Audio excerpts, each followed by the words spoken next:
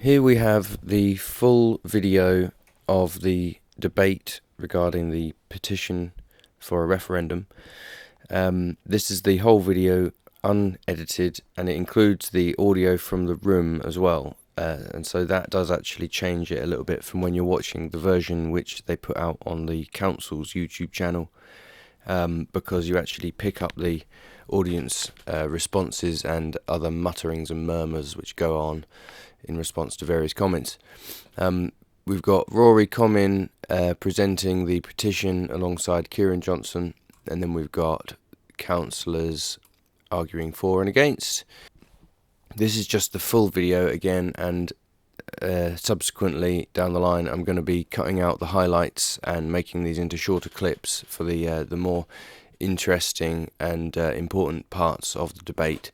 But for those of you who are interested, and I know that there's a lot of you out there, it is worth watching this whole thing. I know it's a bit long, but without watching these things yourself, you're missing an important aspect of this whole storyline which is going on. Liberal Democrats and Labour are very, very clearly subverting the issue and trying to push this thing through using political manipulation techniques.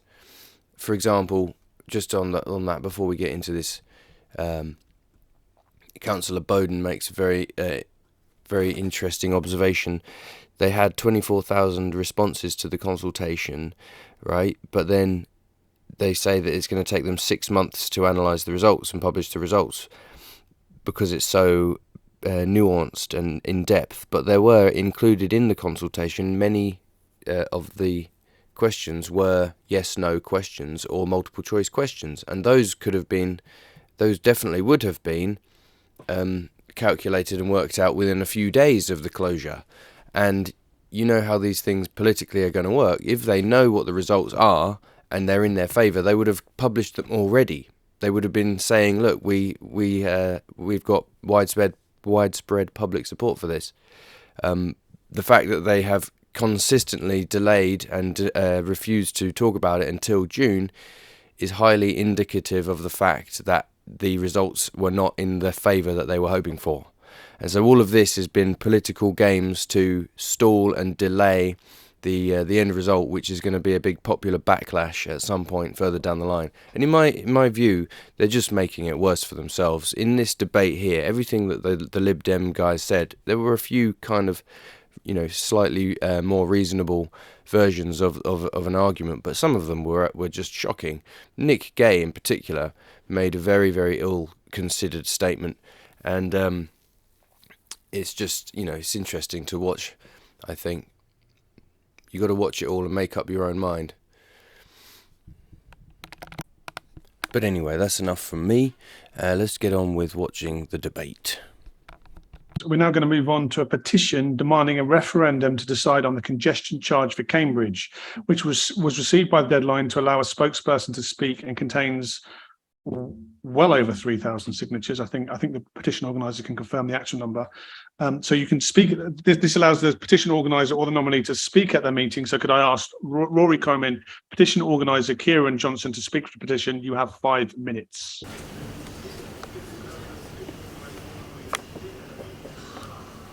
Good afternoon again, councillors. I'm presenting this petition on behalf of Kieran Johnson, Chair of CAMS Against Congestion Charge, who are supported fully by Cambridgeshire Residents Group, the GMB Union, and thousands upon thousands of ordinary people who will have their lives impacted by the introduction of this new tax. In addition to the 15,600 signatures on this petition, I feel it pertinent to mention the 29,000 signatures raised on change.org petition started by Liam Geraghty, as well as the 8,000 signatures raised by Anthony Brown. Be under no illusion.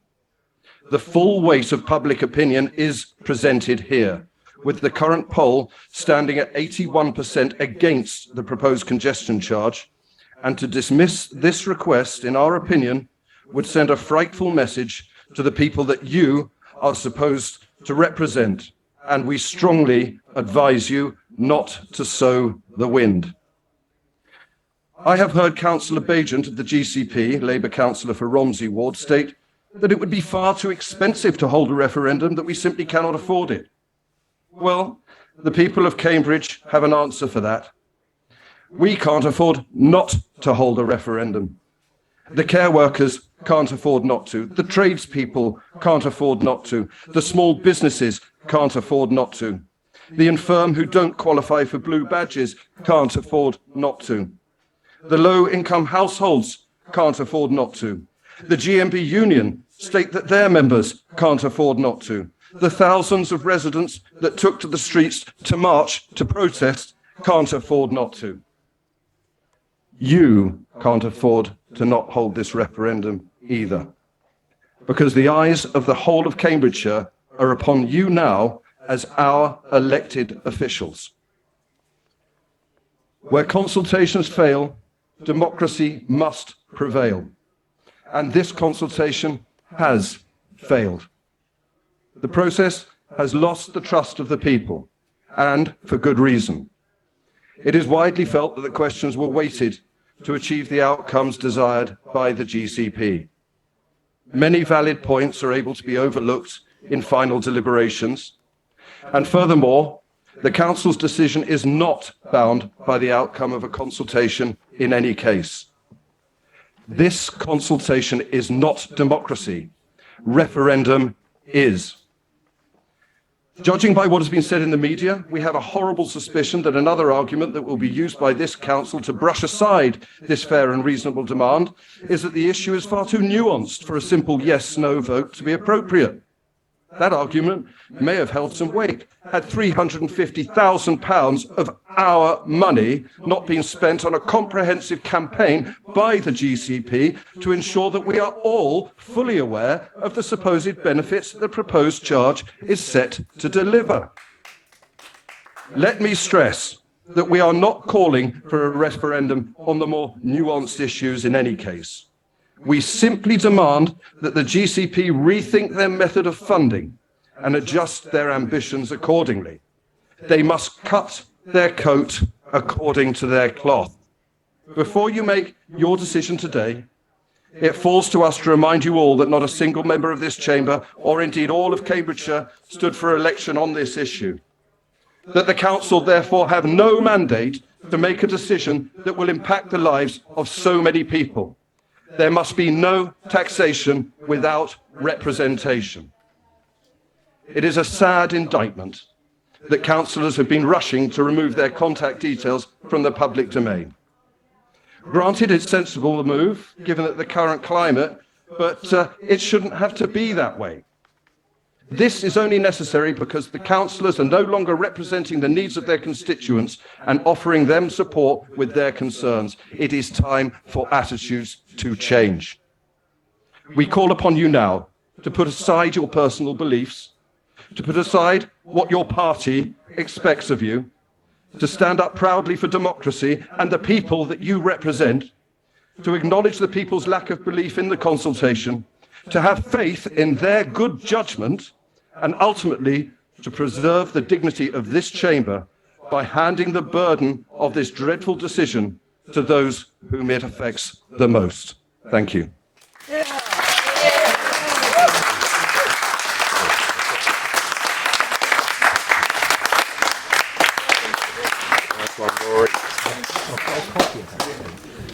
Thank you. As there's a motion, Councillor Count at agenda item 10B calling for a local poll, I propose that the petition be debated as part of this item.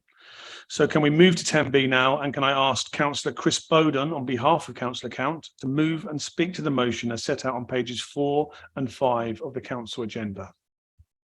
Happy to so move, Chair. Do you want me to speak straight away? Thank you very much indeed, Chair. Well, this motion is not about the pros and cons of the congestion charge. This is about holding a local poll. And there's been no issue, I think, which has generated more heat over the last 12 months than we've had when discussing the imposition of a congestion charge around Cambridge. And we've heard very clearly from the questions which have just been asked, and also from the petition organizer, that there is a massive concern that there is a democratic deficit here. Residents across the county, both within Cambridge City and outside it, are asking when their views will be taken into account, since virtually none of them was asked at the last local elections what the opinion was that they had of their candidates, since the candidates in front of them didn't say whether they were supporting or opposing a congestion charge in Cambridge. So they had no opportunity through the election process of the last county council elections to give their democratic opinion. And we're still in the invidious position, Chair, that some of the councillors who are amongst the strongest supporters of congestion charging are still publicly claiming that they haven't yet made up their minds and they're waiting for the result of the GCP consultation. And they're doing so, no doubt, first of all, to avoid any accusations of predetermination, and secondly, it may be because they know what the opinion of the people really is. And there's been enough of this pointless political playing around.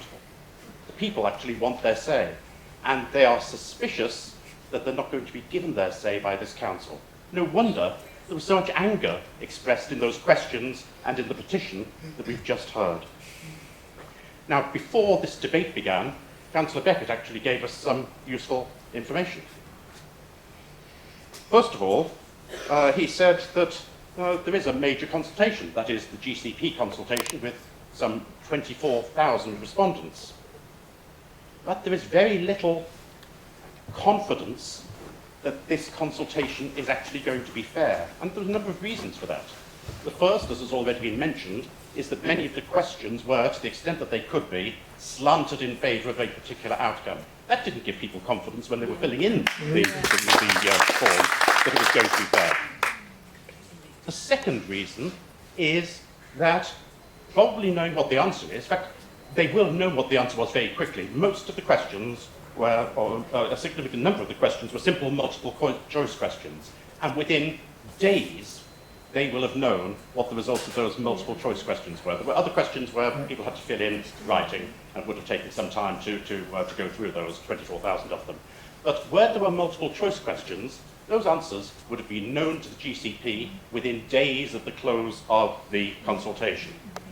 Yes, here we are, still not knowing what the result of that was, and we were told it will take 6 months from the close of consultation to the time it will be announced, notably after the next local election. And one can only imagine, one can only come to the conclusion that that's because this whole process isn't a fair process and it's being slanted to achieve a particular solution.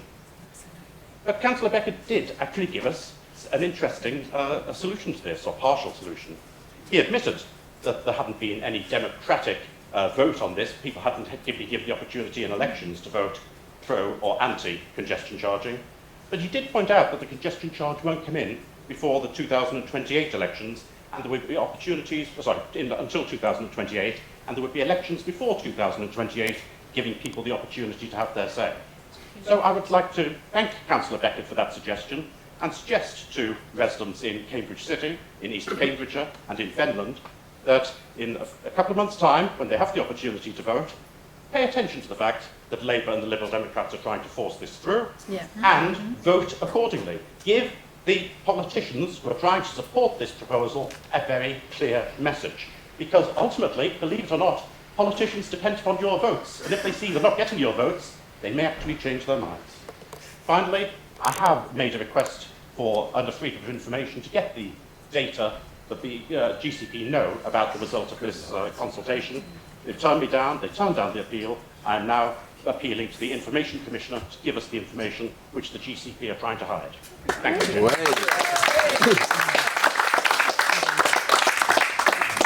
Thank you, Councillor Bowden. Do you have a seconder for that motion? Yeah, happy to second, Chair. Would you like me to speak now? It's up to you. Would you like to speak now? I'll speak now, thank you. For anything to warrant the possible unbudgeted expenditure of circa £1.5 million to even be considered, it has to be at the top of discussions amongst the residents of our wonderful county. And no, this isn't even potholes. Regrettably, this situation is the congestion charge. The dictated situation we find ourselves in the legal restrictions on predetermination, I mean, we must be careful that which we say, so I will be careful and I will try to keep it as short as possible. I cannot think of many matters that need the say of the entire county, but this proposal is possibly to be revised by the GCP-driven outcome looks to improve lives of Cambridge residents whilst impacting not 100% positively the lives of residents elsewhere, such as my ward of Soham North and Isleham. We've heard lots of talk around this and Isleham. People from Isleham work in Cambridge. They work at Addenbrooke's, they work in the shops in Cambridge, they work in the Grand Arcade, etc., etc. You are taxing them for coming to work, and that's not right. Despite an invitation to the GCP from Soham Town Council, nobody's been out to these areas of our county to talk to them, to tell them the benefits from what is being proposed. We're told that the consultation is currently being worked and we await the answers. To non-Cambridge residents, that's like awaiting root canal work from a trainee dentist. 24,000 responses to a consultation, some positive, some negative. We're waiting on the outcomes. 15.6k responses to a petition. I think we all know whether they're positive or negative. There were other numbers as well. 24,000 from a survey response, 15.6%, 15.6k elsewhere, 29k from change.org, and 8k from Anthony Brown's petition. I think, again, we probably know which way that they've gone. The motion attempts to give the majority and not the minority the chance to have a say, a final say over the county-wide impacting issue. Cambridge is and should always be the county town for all in Cambridgeshire. I'm born and bred in East Cambridgeshire, it's my county town, just as much as somebody that lives in the city itself. The situation has overshadowed some good aspects of the consultation, and that is a shame. However, I encourage you all, on behalf of your residents, wherever in our wonderful county you may have been elected, to give them the chance to make such an impactful and contentious decision and back this amendment for a referendum and give the people of Cambridgeshire their rightful say in a Cambridgeshire-wide matter. Thank you.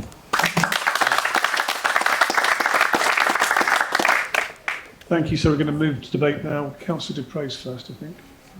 Is that what you were signaling for? Yes. Thank you, Chair. It's important to start by noting that this motion today is not about the merits or otherwise of the proposals put forward for consultation by the Greater Cambridge Partnership, but about the method by which a decision should be made about them.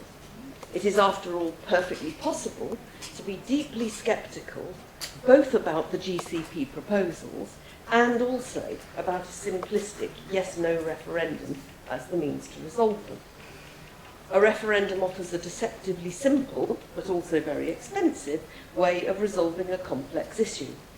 Far from providing a clear answer, it gives no clarity at all about any impacts outside whatever simplistic question has been chosen. Cornish fishermen have been learning that lesson for some time now. It's absolutely the worst way to resolve a complex set of interrelated issues about climate and air quality and the use of public space and how to offer everyone who needs it the opportunity to move around the county efficiently, affordably and safely, and about who should pay for that. There is no room for dialogue in a referendum, no room for compromise or complexity or cooperation. Everything is black or white, yes or no, good or bad, right or wrong. All distilled down into a simplistic question with a simplistic binary answer. A referendum would give no informative answer on what residents do actually want the council or the Greater Cambridge Partnership or anyone else to deliver. A referendum would also give a vote to many people whom the issue does not affect at all, and deny a vote to many people whom the issue affects very significantly. People who live in Cambridgeshire but never ever come into Cambridge would have a vote on journeys they never made, but which others make every day. Conversely, people who live outside Cambridgeshire, for example in Royston or Saffron Walden or Haverhill or Downham Market, but who travel into Cambridge every day, would have no say at all on their regular journey. Very elderly residents, miles from Cambridge, some of whom may never even leave the house, would have a vote on journeys they would never make, but which many younger residents make daily. Conversely, 16 and 17-year-olds who are not on the electoral register but who travel into Cambridge every day for education or employment will be denied a vote on their regular journey. This cannot be a just or fair way to make such a significant decision. The 24,000 responses to the GCP's consultation will contain much more information about what people want and what they don't. They will be the basis on which the GCP will decide whether or not it wishes to progress the scheme it consulted on, or some other scheme, or not to progress anything at all. And if the GCP does decide it wishes to progress with a scheme, whatever it is, and I strongly suspect it won't be the scheme that's been consulted on if they do, and if it involves any element of road pricing, it will then be up to councillors here in this chamber to vote on that one way or the other. It's called representative democracy, and it's how this country has made decisions since the introduction of the universal franchise. And it will be a decision of this council, not of the district councils, as the party opposite are pretending. And not of the people. Councillor Tierney. Thank you, Chairman. Now, personally, I'm ideologically opposed to movement taxes. I believe that moving across non-private land is a fundamental human right that all human beings should enjoy. And so I don't appreciate any time that a tax is imposed on people to move in and out of their home, to move in and out of their business, to move in and out of their place of leisure, to move in and out of a place where they go for medical services. I think that's wrong. Now, it's true that people have raised that this disproportionately affects those who are more vulnerable, who have less money to spend, because of course they're less likely to be able to afford that new movement tax. But that's not my issue. My issue is that movement taxes themselves are unsound. They just shouldn't be proposed. I've heard a couple of people already speak about the problem with referenda. I believe they're wrong, and I'd like to explain why. Of course, there is absolutely scope for wide discussion in a referendum, because both sides put their arguments to the public, and the public think about those arguments, and then they come to a decision. But fundamentally, the final decision is, shall we do this thing that's proposed or not? It is a binary choice. But leading up to it, wide range of discussion can and would be had on both sides of the argument. That is always the case. Now, if you don't put your argument well enough to win, that's your fault. That's not down to the public. And what I'm most worried about in this criticism of referendums is it's mistrustful of the public. It suggests that you're capable of thinking of these deep issues, but they aren't. But of course they are. Yeah. Of course they are. So it's not fair to say that. I believe that a referendum is necessary here. I wouldn't always say this because referendums are expensive. That's true. And you won't want to have a referendum for every small decision you make. But this fulfills the need for a referendum for two reasons. First of all, it is fundamentally transformative of the area. It will affect everyone, it will affect them dramatically, and will affect them forever. And you may well be looking back in 10 years and thinking, what on earth did we do? It's that transformative, it's that effective. You can see that by the huge voting positions where 81%, I think it was, said that they oppose it. I mean, you've got to listen to that. You've got to listen to it. But the second reason is because you could argue, we'll go ahead anyway, if you'd already made the case. If you'd already gone to the public in a previous election and said, this is what we're going to do, please vote for us, and then they all voted for you. Well, of course, then you've got a mandate. Then you can say, I don't need to have a referendum. We've already said we were going to do this, and you voted us in. But you didn't. You didn't. Now, I would just ask every one of you to think about this. We all depend, as councillors, on the goodwill of the public in trusting that we'll do our job properly. If we take something this dramatic forwards without a democratic mandate, it affects us all forever. It makes people think, well, what's the point? I don't trust them anymore. We don't need that. We don't want it. We're only able to do the work we do with the support of the public. So I will absolutely be supporting a referendum. Please, everyone, do so. Thank you. Councillor Sanderson. Thank you, Chair. I think it's fair to say this motion is before us for party political purposes. But I accept that there are some genuine concerns about the congestion charge, about the implications for residents, and about the consultation.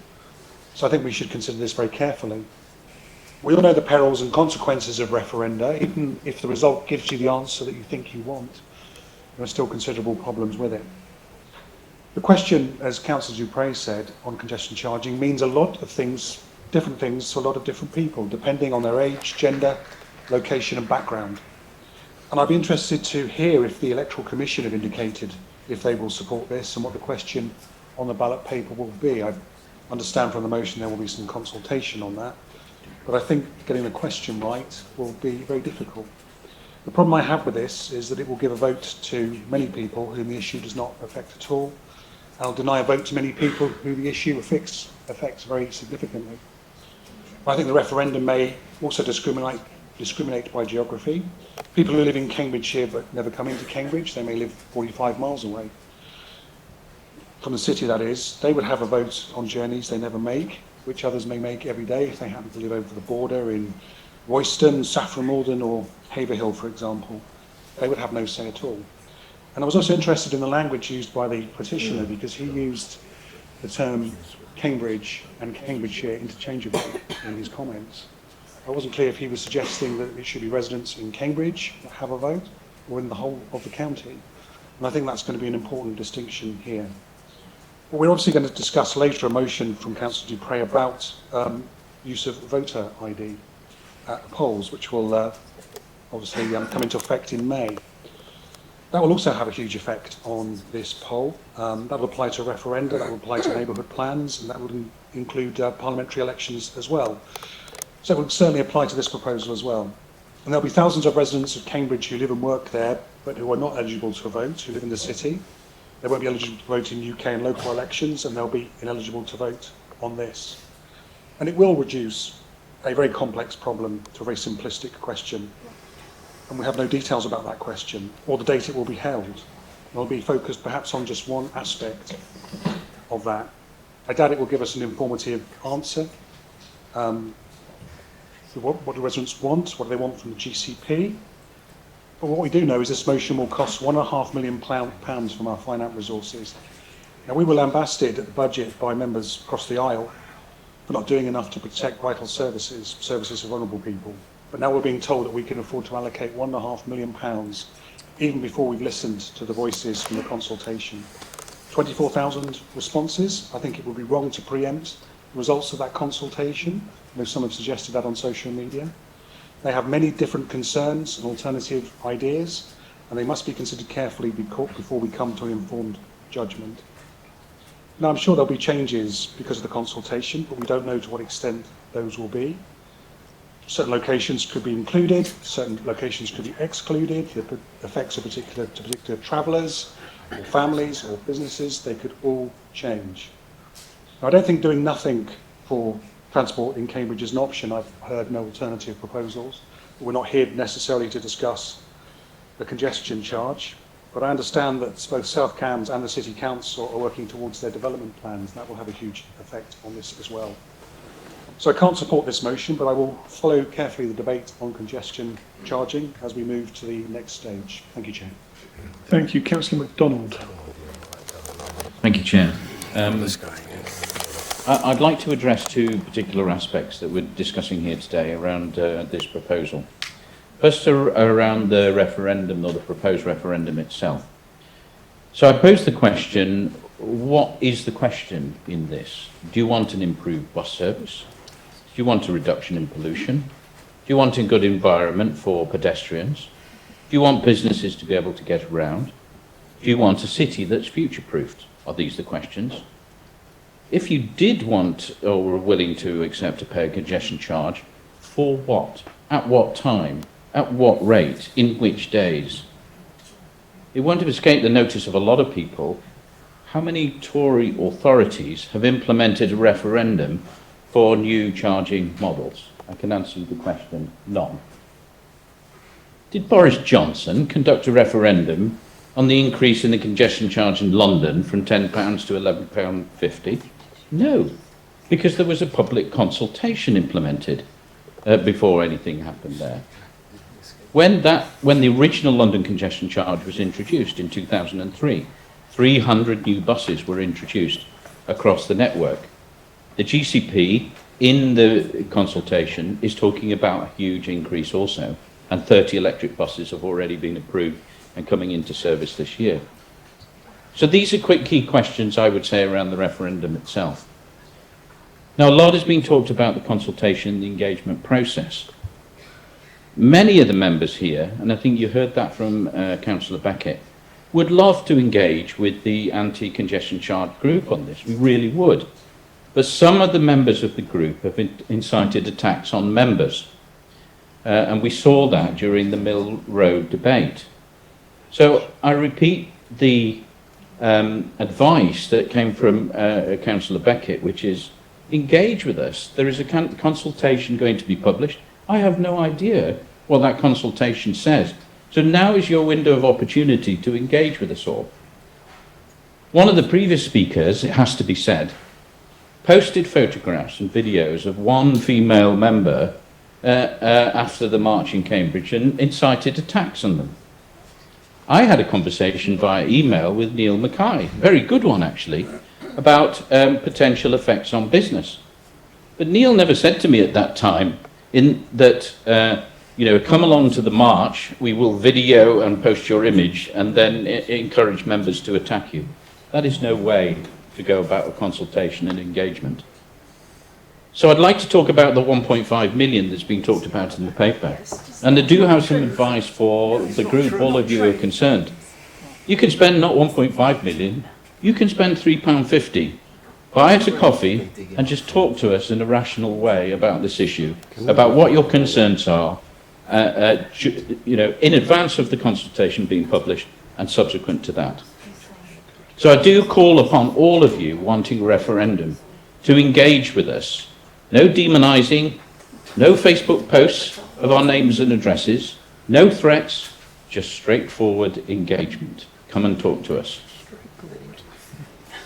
Finally, Chair, I just want to point out that the government have published a paper in the House of Commons Library in February 2022 on road charging.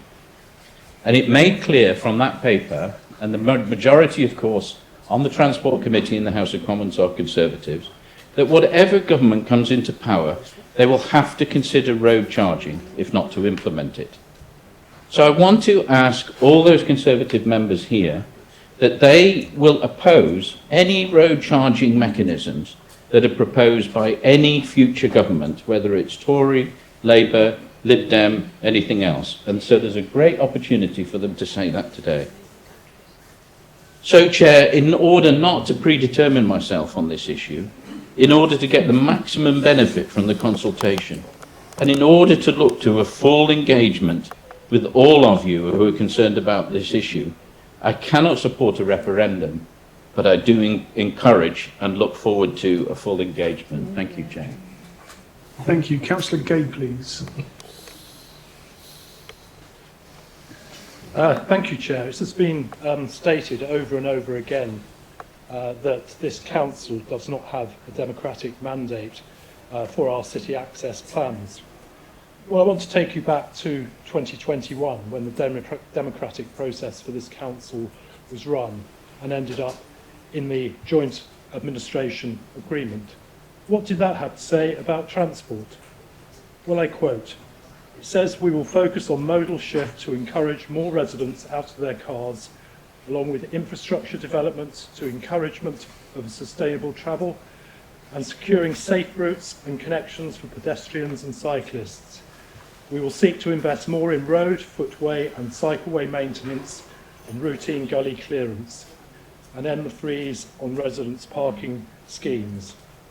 So that is what we are trying to implement in the City Access Plan, and a congestion charge which may or may not come in 2028 is one small part of that overall vision which we are now working hard to implement.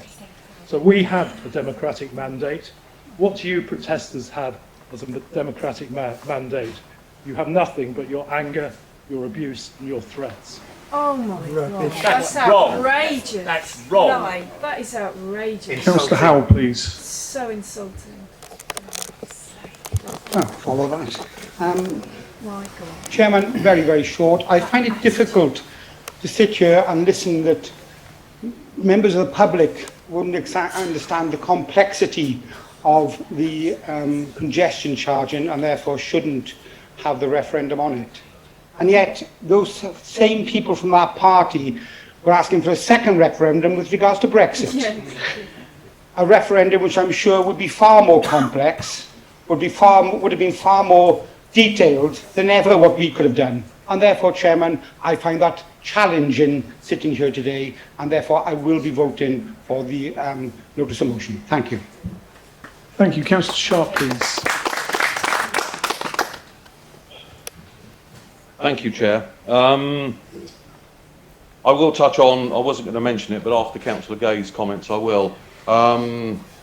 What happened at the Highways and Transport Committee 2 years ago with Councillor Bird was out of order when she was harangued by members of her own party, and certainly what happened, we should be able to say what we think here without being harangued by other people, and I don't accept his comment. But let's move on to what I was going to say. I hear Councillor Beckett say that we need to wait for the result of the consultation. And I use that word very loosely, and I'll touch on that in a moment. In reference to Councillor Lentil, I will happily take on running this council because we would not have put up residents' council tax by as much as 4.99%, and we would have put more money into highways maintenance as we propose now as an alternative budget, which is needed. At a seminar to East Cambs District Councillors by the CEO and Transport Director of the GCP, on the 26th of September 2022, I asked that they ensure that the consultation had meaningful questions that sought to ensure the true views of residents were gained and not leading questions. They said they would. Sadly, the consultation that came out is designed to gain a certain outcome. A decision of this magnitude needs a referendum of all residents of the county of Cambridgeshire as it affects everyone. We have a GCP that is not democratic. No one is directly elected to the GCP. So there is no mandate that GCP members, sorry, I've just lost my train, that can put before the electorate and be voted in on. I was told off by the chairman of Highways and Transport Committee about 6 months ago for calling the GCP undemocratic, and was told that I should direct my comments to the CCC appointed representative on the GCP. I did email our representative, and have never received a reply. I haven't bothered since. So there is no way that I can discuss this with our appointed CCC representative except in debates like this. That's not, in my opinion, democracy in operation. I've said many times that the GCP has no master plan, just loads of individual schemes, each of which are separately consulted on, using the term loosely. Each of those schemes impinge on other schemes, so we just move the issue from one part of Cambridge to another location. I have concerns about some of the congestion charge proposals that will tax the poorer parts of the community.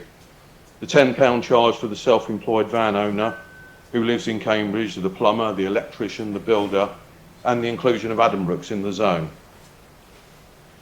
Councillor Dupre criticised the referendum as undemocratic, and I understand some of the issues that she raised about people outside the county who live outside the county, and accept that point.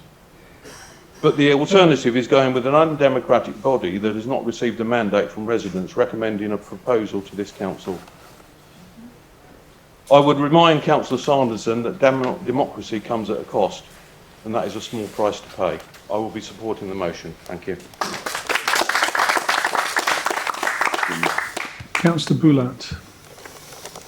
Thank you, Chair. I think it's hopefully not predetermined to say that I think most of councillors have a lot of concerns about the current proposals as they stand, and many of us make those concerns heard in meetings with residents, in our meetings with GCP officers and so on, including, very pertinent comments about Addenbrooks, about people, how the different low-income exemptions would potentially work, the zone itself, the zone boundary itself, and many other aspects of the scheme.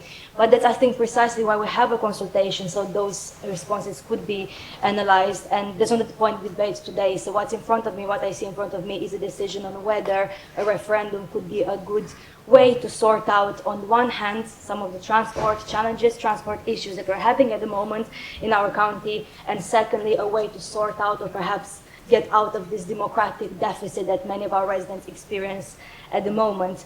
And I think on both counts, I don't think the referendum is the right solution, and I would like to explain why, whilst we're in this debate today. First, I find it very difficult to have a referendum or any yes or no answer on a scheme that doesn't exist yet, because I really do hope whatever scheme, if a scheme proceeds from the GCP's analysis, would look different to the one that it is today. So if we had a referendum, say, tomorrow, what I would be asked to vote on as a Cambridgeshire resident would be to have an ideological vote, or whether I ideologically oppose, in an ideological sense, a form of charging or not, without any kind of detail. And I think a lot of people are in the middle. I think, of course, some people would oppose it under any circumstances, but just speaking to residents, for example, what would you say to people who are saying, well, I would consider a city centre only zone, but not a wide zone, for example. There are a lot of people who are on the middle ground, for whom, like, making a purely ideological decision wouldn't really work, although for some, it would. I don't think, I also want to address the point about, the local elections and councillors not having a mandate, because I actually don't think a referendum is necessarily more representative than local elections, and the opposite. So if I was looking at the turnout in the county council elections in 2021, there are, I think, and correct me if I'm wrong, 2 divisions in the whole county council that have a turnout of over 50% in the local elections. One is in Cambridge City and one is in March, actually, I think. So in that case, if hypothetically we stood on a on all our leaflet, we had like one position on this or the other, you could still make the argument the majority of people in any division didn't vote for any of us here. So like if you were opposed to this, you could still say like, well, the councillors, even if they stood on a mandate, are not representative of the majority of people in their division, let alone Cambridgeshire, even within, even if they came first in the first past the post system. So I do find the argument a bit difficult in the sense in terms of what does representation actually mean. And referendums as well as local elections, in my view, are not the most representative way, because the same people who are more likely to vote in local elections to be voting for us are the same groups of people who are more or less likely to vote in a referendum. So constantly across all elections, there's some people who don't have the vote at all. So for example, before I was British, I could vote for my local councillor, but I couldn't have voted in a referendum, although I could, I'm a Cambridgeshire resident, so there's this group of people who are on low income, private renters, younger people, they're all less likely to vote in some and not other elections. So that's like, it's a big question of what, at what point the referendum is advisory. And I have to say, like, because we have some Brexit comparisons, before Brexit was actually implemented as a referendum decision, David Cameron, what did he do? He tried to negotiate and find a compromise with the EU on the migration issues alongside other things. And he said, okay, I tried to find a compromise, here's the new deal with the EU, then we have a referendum. So in a similar way, he kind of consulted and tried his best to compromise before he put the decision to the public. So not that I agree very much with David Cameron, but at least, he tried to find compromise before that. So I do, for those reasons, I can't really support a referendum as a solution in that sense. Some points have been mentioned around, for example, like why does my partner who lives in Newmarket and actually drives to Cambridge for work, why wouldn't he have a say? And myself, who doesn't own a car in Cambridge, will have a say. There's so many questions about the validity, I think, technicality of a referendum. But I want to end on this. I do agree there is a democratic deficit in a lot of the decision making. It's not only on this issue, it's a lot of decisions where people feel they don't have a say. And what is really interesting is this whole debate around making connections actually started with the Citizens' Assembly. So I wonder if this is an opportunity actually to recognize democratic deficit and think perhaps there are better ways to do democracy on such difficult decisions. If they started with the Citizen Assembly, which is actually representative of the local population, could it end with it? Could similar schemes end with something like this in the future? But I just don't think the referendum, for many reasons that I don't have time to fit in 5 minutes, that makes sense in this moment, and it's quite premature in that sense. Thank you. Dense. Thank you. We haven't heard from enough paper. Councillor Machini, you're next. Thank you very much, Chair, and I am very grateful to my colleagues who have made quite a lot of the points that I think should have informed the debate today. I am very grateful to the people that have come here asking us to do this. It's a very important debate for us to have, but at the same time we have to recognise a number of things. We want to have a referendum on this issue. The franchise doesn't cover all affected. Children, immigrant residents, out-of-county commuters are not covered by the franchise. We can't make all our decisions on yes and no questions. We cannot. We absolutely cannot. I know people would like to, but we cannot. And the timing of the referendum that has been requested does not make any sense whatsoever. We can't have a vote in May on a scheme that doesn't exist. So maybe we are trying to influence other elections that might be going on at that point. We also need to reflect on the nature of referendums and the fact that those calling for them often do so for reasons other than the immediate issue at hand. It might be that they want to gain an immediate advantage in a local election, or it might be that they need to placate backbenchers. I would like to invite colleagues to reflect on how well recent instances of this kind of thing have worked. Pandora didn't get to put the things back in the box when she didn't like what they were. We currently in this country are still haunted by the demons we released in 2014 and 2016. Bad things happen to those who make Faustian pacts for their immediate gain. Long-term pain follows. I would also remind colleagues of our responsibilities as elected members. We live in a representative democracy, which means that the people elect us to make decisions and we are then accountable for them at the ballot box. In the constitutional environment of the UK, referendums are necessarily advisory. An administration can choose to make itself bound by the result of a referendum, but that decision doesn't absolve it of all the other responsibilities that it has. We have a problem in Cambridgeshire. We have a problem of underfunded and declining public service, a problem of unsupported population growth, whose benefits we all want, but whose consequences we have to manage, or those benefits will not materialize. These problems aren't going away, whatever answer we get in a referendum. Solving these problems will require difficult, painful decisions, whatever we do. And the temptation to pass the buck surely is very strong. You know, let's ask a question, let's get a no, we're done. No, we're not done. We don't get to pass the buck. We still have a job to do. We still have a problem to solve, and it is still our job to solve it, and nobody else's. So I am begging colleagues, please, to be grown up about this. Let's look a problem in the face, and let's take our responsibilities. Let's please not hide. Things end up badly if you hide, and if you're too cowardly to do the job that you were elected to do. My name isn't David Cameron, and yours shouldn't be. Thank you. Councillor Josh Human, please. Thank you, Chairman. Two brief points. Firstly, to say that earlier in debates, we've heard the importance of having all the necessary information in which to make decisions. We've heard that similar comment made during this debate. I understood the proposal today to be another tool for the administration, or whoever will be making the final decision, to have another piece of information before making a decision. A tool which they shouldn't be frightened of. We've heard the consultation provides data, quantitative data or qualitative data, and much more finessed data. Well, fine. If that's what you want to use, then that's absolutely fine. But why are you scared of additional data? This is simply asking a question in which to give you more information on which to base your decisions. And the second point I wish to make is that the chairman of the Highways and Transport Committee and other members seem to suggest that by doing this poll or referendum, that residents of Cambridgeshire will be incapable of considering others when they cast their vote. I think that's frankly disgusting. Yeah. I've spoken to residents where I live who have consistently thought of others when they've casted votes on things or cast their vote in local elections. And to suggest that they wouldn't take into account the impacts on the disabled or less vulnerable is a sad indictment of the brilliant people of Cambridgeshire. Chairman, I'd like to quote a few words from a resignation statement from a Liberal Democrat who said, "It is beyond dishonest. It is dishonourable for Lib Dems to say they are not that they are on the fence about these proposals. Their leadership is 100% determined to impose a congestion charge." In my opinion, Chairman, quite honestly, people that don't want to ask the question, the reason why is they're scared of the answer. Have some courage and ask the question.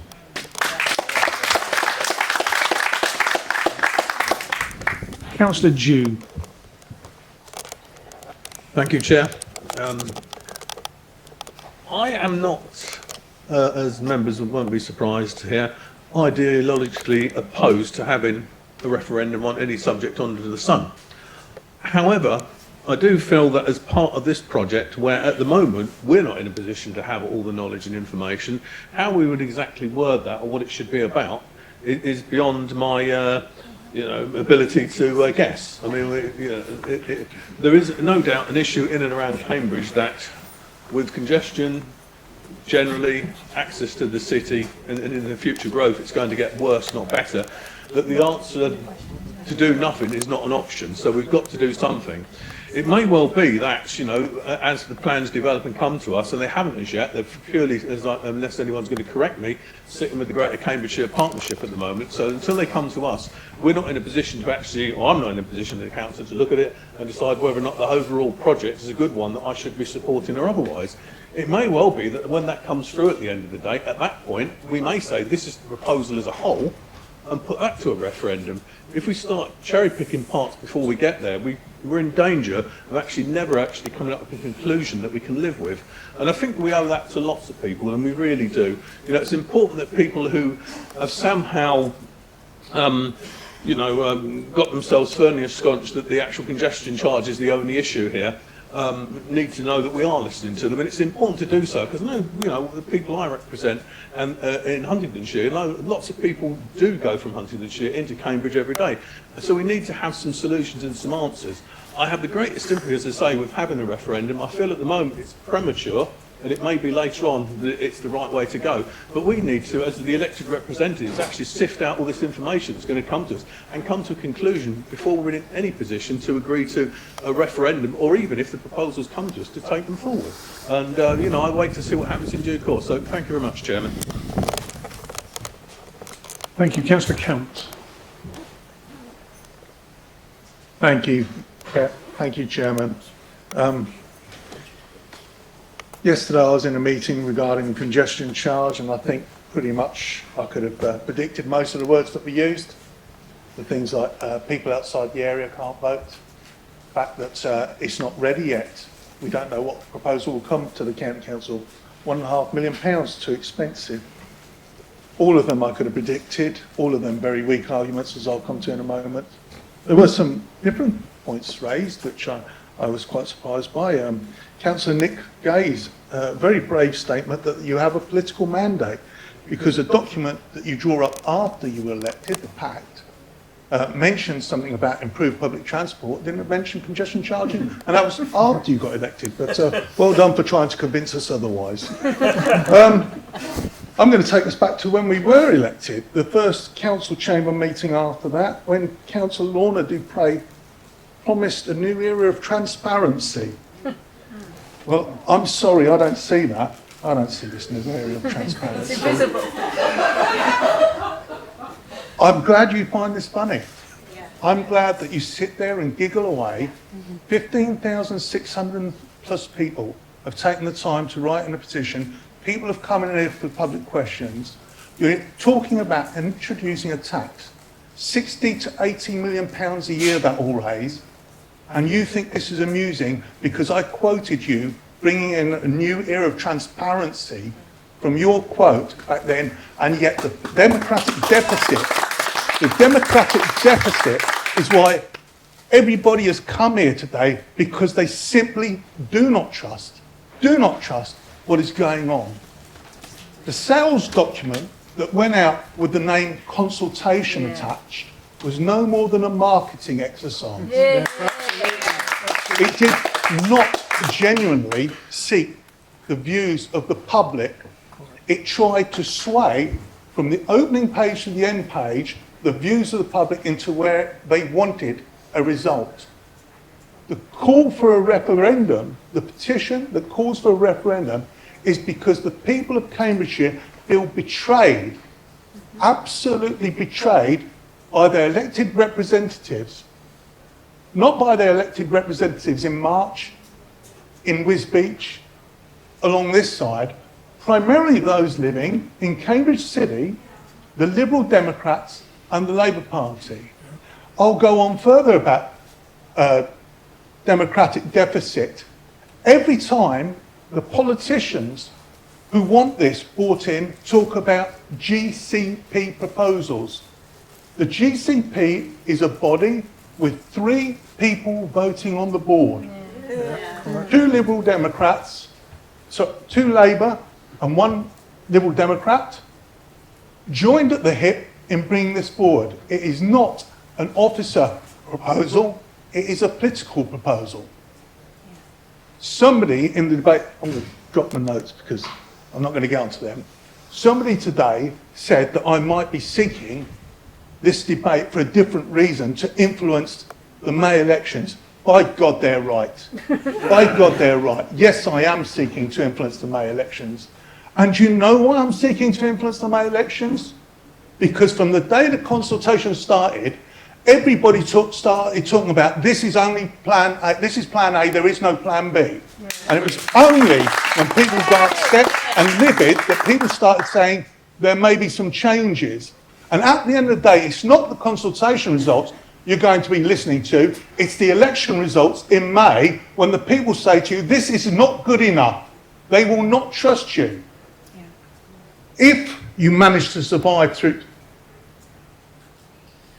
the election results with enough people to actually try and force this through, nobody trusts that an amended STZ zone will be your end game.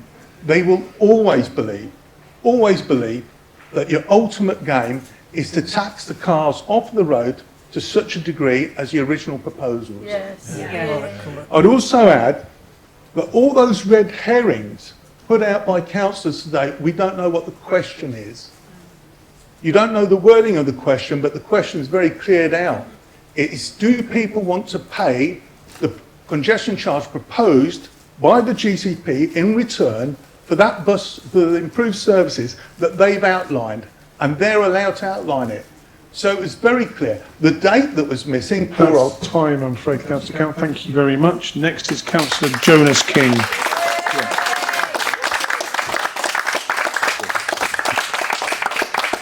Thank you, Chair. I think I'm seeing a bit of deja vu here, because this joint administration keep saying they're going to do something and it's not a foregone conclusion. Don't worry, we'll listen to you. And then they don't listen and they just go ahead and do it anyway. Yes. We've seen this happen with break-giving school closure recently. And it's a bit of a repeat scenario. And here we are again with a similar situation. This, I think, is a foregone conclusion. And I apologise to the public, because I don't think that anything that we do on this side to fight for you and to support you is going to help. Because they've already made their minds up. We know they have. They're going to vote down this referendum, and they're going to carry on, and they're going to introduce this congestion charge no matter how hard we fight. And it's really, really shocking to see people like Councillor Gay say, I can't even, I'm going to have to watch it back because it's incredible, to say that the public, or protesters in his word, have nothing, Councillor Gay, is absolutely disgusting. Yes, and that sums up, absolutely sums up the position. Councillor King, sit down, please. Could you address your comments through the chair, please, not directly to other members? Thank you. Okay, Chair, thank you. Councillor Gay's comments, Chair, were absolutely disgusting and sum up this administration and their position. And not only that, they sit there giggling and laughing. That's how much they do not respect the electorate, how much they do not respect the public. And I apologise to you all today, because no matter how hard we fight, we're going to lose this, because they don't care about you. They think that they know better, Chairman. They think they know better, and I apologise to you all today, and I just hope that some of them over that side can really, really reach into their hearts and actually change their minds on this. Thank you. Thank you. Councillor Netzinger, please. Thank you. The Making Connections consultation was completed by over 24,000 people. The consultation was wide-ranging, and the responses are lengthy and in detail. People took time to fill it in, all 24 plus questions, and it would be rude and disrespectful to all of those who took the time to complete that wide-ranging set of questions to totally ignore their responses and reduce the complex proposal to a single question. It will not surprise any in this room to know that I am broadly not a fan of referendums. Political decisions which are in any way controversial are invariably complex and made on a balance of different benefits and disadvantages. The constitution of this council and this country is based on representative democracy. It is not a perfect system. We could debate the problems of our electoral system at great length, but the advantage of representative democracy is that those of us who stand for election then take on the responsibility of examining complex issues in depth before coming to our decisions. As has been said, if there are proposals brought forward as a result of the Making Connection consultation, they will come back to this council to be determined by the elected representatives of our county. This referendum proposal would cost an extraordinary amount of money and get us no further forward to solving the very serious transport issues that we face. So I ask you to vote against this motion. Thank you. Thank you, Councillor Beckett. Thank you, Chair. I grew up in Essex, in a small village next to a reservoir. We had green fields all around us, and a garden big enough for me to spend hours shooting tin cans with an air rifle. What I didn't have, though, was a usable bus service. 16-year-old me had the choice of either begging his parents for a lift or taking a 12-mile round trip on a bike along a very scary roads where cars regularly hit 80 miles an hour. Visiting friends was challenging. Getting a job simply wasn't an option. 16-year-old me would also not have got to vote in a referendum. Referenda are appealing. What could be more democratic than giving the vote to the people, right? They've become a popular tool for decision making in recent years. But this hides the fact that sadly they are a poor choice for complex issues. While they might seem like a democratic way to let the people have their say, the reality is that they can often lead to division and even dangerous outcomes. Take, for example, Brexit referendum of 2016. This asked us all whether or not we want to leave the European Union. Except, of course, it didn't ask us all. It asked British people over the age of 18 if they wanted to leave. The issue of Brexit was multifaceted, involved a range of economic, social, and political considerations. However, the binary nature of the referendum, question, leave or remain, meant that many of those nuances were lost in the campaign, and the public were left with a simplistic, polarised debate that did not accurately reflect the complexities of the issue at hand. Is it any wonder we're still unpicking those complexities 8 years later? The referendum also doesn't decide the matter. We've all seen Brexit, the Scottish independence referendum. Do any of us think those questions are settled? The Scots are still coming back for another referendum. Referendums are not always the final solution. Referendums can be manipulated by those with an agenda to push. In the case of Brexit, we saw how some politicians and media outlets used misleading and inaccurate information to sway public opinion. Brexit bus, anyone? With the STZ proposals, we've similarly seen politicians misleading the public, scaremongering. I've even heard members of the opposition describe it as their wedge issue, something they want to use to divide us. We mustn't let it divide us into two camps. I'm already saddened by the fact that some of the questions earlier were not able to make it in person because they were scared, because they were uncomfortable coming here, given everything that's been said. We're better than that. This is a really complex issue which requires serious and thorough work. We've seen that with the truly historic levels of response to the GCP consultation. We owe it to the people to let the GCP go through the 24,000 responses and make sure people's voices are heard. This is not a binary decision, and we shouldn't see it as one. The 16-year-olds of tomorrow would not thank us for doing so. Thank you. That's been a full debate. So I think we're going to move to Councillor Bowden now to sum up. Thank you, Councillor Bowden. Thank you very much indeed, Chair. Well, I did wait more in hope than in expectation for anyone from the Liberal Democrats or from Labour to explain just how the current democratic deficit can be addressed. And with the exception of the extremely helpful contribution from Councillor Beckett earlier, which we'll come back to, we heard nothing at all. In fact, what we got was an astonishing amount of obfuscation from the Labour and Liberal Democrat administration. But I have to warn members, the people are not stupid. They know what's going on. They can read between the lines. They understand the weasel words. They understand the truth. Now, we heard comments such as that democracy is imperfect, it's too complicated for ordinary people to understand, so we won't bother giving you a vote. We heard that we have a representative democracy. Well, my answer to that is, start representing the people whom you're meant to represent. I think, Chair, you should give an award to Councillor Gay for inventiveness, because how astonishing. He comes up with a statement made after the election, and he read it out at some length, starting off with saying, we will engage in modal change. Didn't mention charging once. Councillor Gay.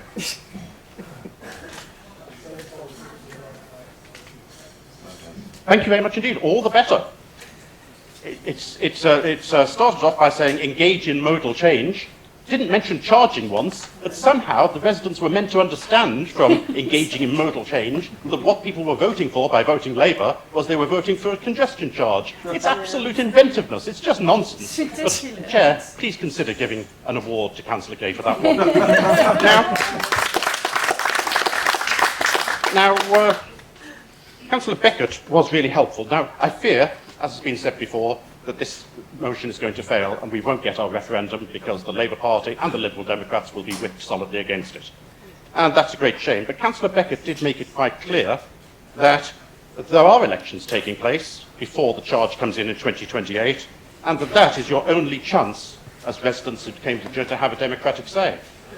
So I'd encourage people to do so. One thing I would not encourage people to do, who oppose the congestion charge, is to make physical threats against individuals who are councillors. That's counterproductive, it doesn't help the argument, and it also it dissuades people from actually listening to the very strong argument that there is against a congestion charge.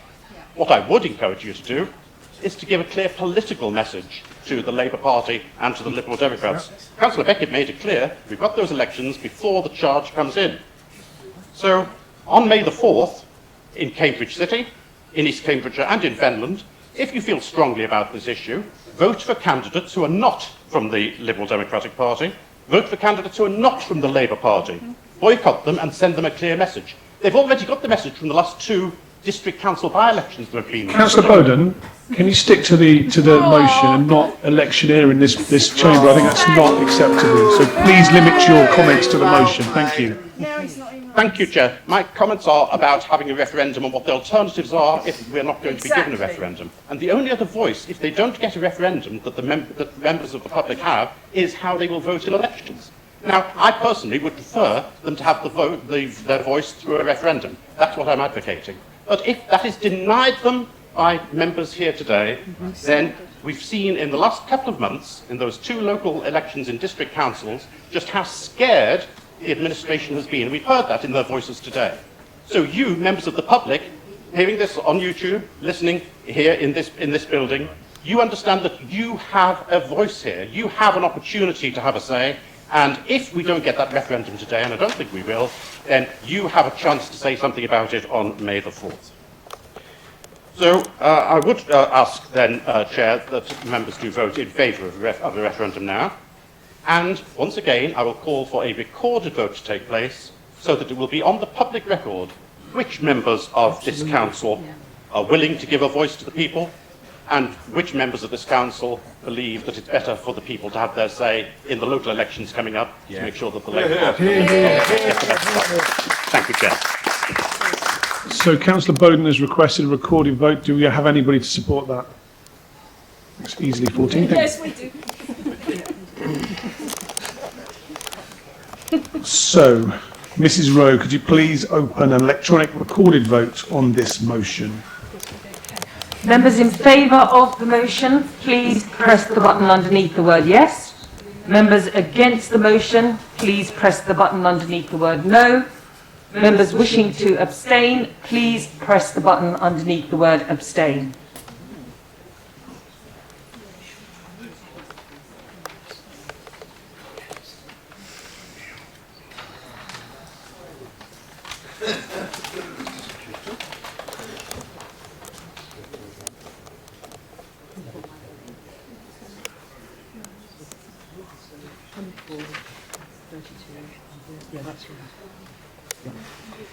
Chair, I'm now closing the vote.